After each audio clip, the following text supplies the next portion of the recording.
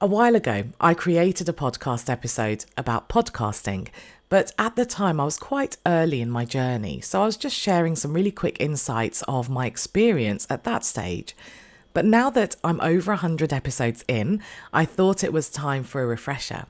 Now, I love podcasting for both personal reasons and professional reasons, and it's really nice to have a platform where you can quite literally have a voice.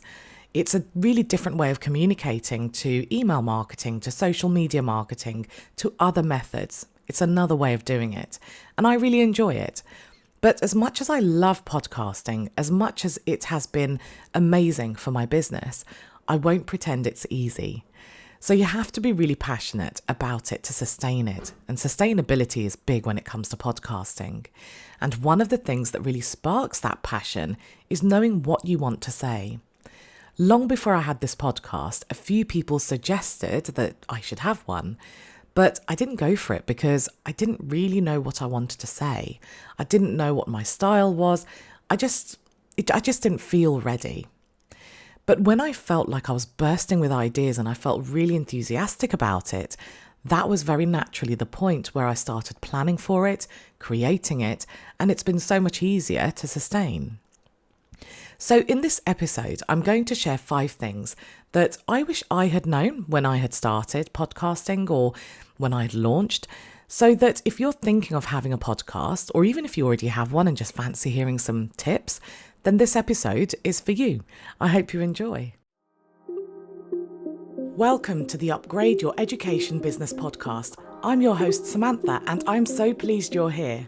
As an education business owner myself and a former teacher, I understand the nuances that only apply to us.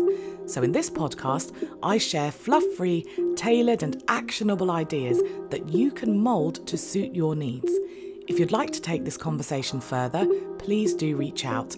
I would love to meet you. And finally, it would mean the world to me if you could leave a review. That way, you'll be helping me help more people. Thank you for tuning in. Enjoy.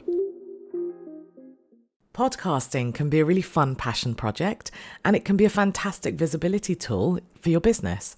I love that when I listen to podcasts, I feel a really personal connection with the person who's hosting. It's very, very different to social media and email marketing. It's a totally different experience when you can hear someone's voice in your ear. And in case you didn't know, this season, I have started putting video versions on YouTube. Let's see how long I can keep that going, but I'm going to do my best. So if you want to check out the video version, if you want to put a face to the voice, the link is in the show notes. So let's get started. Here are my 5 lessons learned and tips that I'd like to share with you. My first tip is to be crystal clear about why someone should listen to your podcast. Now, this is not about being competitive. It's about giving people enough information about whether they want to follow you, to help them decide if they want to listen to you right now. Because I don't know about you, but I follow loads of podcasts, loads of different styles. But I choose one depending on my mood. I mean, for me, there's nothing better than a true crime podcast on a long drive. When I'm doing some housework and I fancy a bit of company, I listen to lifestyle ones. I quite like law of attraction based ones. But when I'm in the mood to be really productive and I'm thinking about my business, I listen to business focused ones. So it really isn't about being competitive. It's about going with 2 things. Number 1, the style that feels great to you, the style where you feel like you're at your best. And number 2, thinking about topics that you're really passionate about and can go deep with. Because podcasting needs to be more than surface level insights. It isn't like social media where we just scan through content really fast. Even if you listen to podcasts on double speed, I'm guilty of that, you still tend to listen to the whole thing. So episodes need to have substance, and yours can only have substance if you choose topics that you love and that you genuinely know a lot about. The combination of these will give listeners an idea about whether your podcast is the one they want to follow or listen to at any given moment. There is more to it too, and I'll talk about some of these things very shortly. So that first tip was about being crystal clear on why someone should listen to your podcast. And the second one is to be crystal clear about another thing, why you're doing it. Now, I'm not an advocate of overthinking things or feeling the pressure of making final decisions, because you can change things up as many times as you like. But at least thinking about your why from the early stages, it will influence things like the content and the things that you have to keep doing for your podcast to keep it going. For instance, let's say you want it to be a passion project and you want to speak to lots of interesting guests. You know that having a stream of high quality guests lined up and putting things in place to easily onboard them is really important. Let's say you decided to create one that supports your business. You know you need to think differently about podcast topics and the structure of your episodes. You may want to make sure you embed information about what you sell, like I often will draw examples from my clients, or I talk about the Tutors Mastermind and so on. So although podcasting feels creative and sometimes it's just tempting to go with the flow, having some kind of structure and idea beforehand will help you sustain it and build a loyal audience. Now, speaking of your audience, people often integrate listening to podcasts into their routines. Not always, but if you want to grow a listenership, if you want to get people to know you through your podcast, you do want a loyal audience who makes space in their routines to listen to you regularly. I remember one of my clients saying, "Oh, your podcast was a bit longer than usual. I had to stop halfway through my Monday walk, which is when I listen to you." So people do embed it in their routines, or just like me, I have specific podcasts that I listen to when I'm on a long drive. I have specific ones I listen to when I'm doing the housework. So how can you do that? It does take time, but with a few things in place, it will take less time than you think. And here are some of those things. The first thing is stay true to your promise. In that very first tip, I encouraged you to define the style and the broader topic of your podcast. Well, this is important to attract listeners and or help them decide whether they want to press play. But it's also important if you want a loyal audience. So whatever style and topic you define, you need to make sure that you deliver on what you have promised. Every now and again, you can veer away from it. I think it was last week, but very recently, I shared my journey of leaving teaching. It still had some actionable points at the end, but it was a very different style of episode for me. Now, that was a kind of one-off. I very, very rarely will publish content like that, purely because what I am saying I'm going to deliver is actionable content related to helping you grow your business. So that's what I stick to. The second thing that you really need to do, or try and do, is to stay consistent. I release my episodes at 6 a.m. on Mondays and Wednesdays every week. Every 10 weeks, I take a 1-week break, and I defined this at the very start. 13 seasons in, I'm still sticking to the same routine, and it means that regular listeners know exactly what to expect. Coupled with staying consistent, deciding on the timing of episodes is an important one. I didn't do this, and I really wish I had from the start. If someone decides that they're going to listen to your podcast when they go for their 15-minute walk, like that client of mine said to me, and one week your episode is 15 minutes, another week it's 2 hours, it's really hard for people to decide when to listen. People will listen to a 2-hour episode if it grips them as much as they'll listen to a 10-minute one. The point is, think of your timing and try and stick to it. What I now do is my solo ones are between 10 and 15 minutes on a Monday, less than 3 minutes on a Wednesday, and then when I have guests, they are between 45 minutes to an hour. They tend to be around the 40 to 45 minute mark. So I have a pattern. Now on to my fourth tip. And this one is to think about all the ways you can make the process easier so that podcasting is sustainable. One thing I have learnt is the importance of keeping things as simple as possible. For instance, when I started, I used to publish a different image to accompany each episode, because when I open Apple Podcasts, which is the player that I use, next to each one you can have a different image, and I thought that looked quite cool. But the reality was it was just an extra step that I really didn't need. I mean, I bet while you're listening to this, you're not even really paying attention to the image that's attached to this episode on your podcast player. Maybe you're like me and you have headphones in and you don't actually know where your phone is.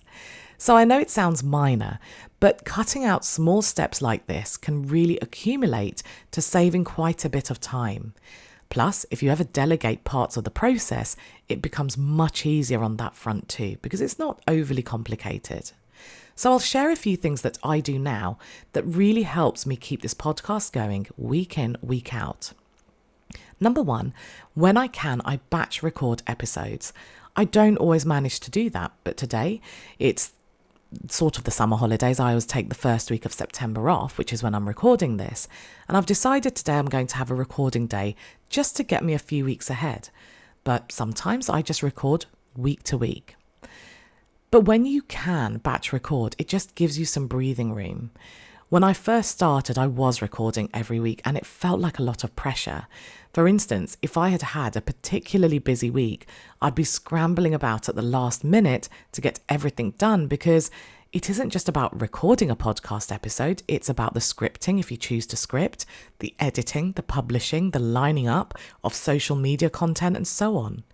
Now I do try and batch at least the scripting part, so that even if I can't record in one go, at least it's much faster when I do sit down to record.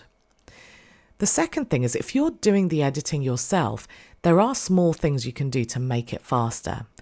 One thing that has helped me is by creating a template. I have a template for my audio files, I use Audacity, and one for my video version as well.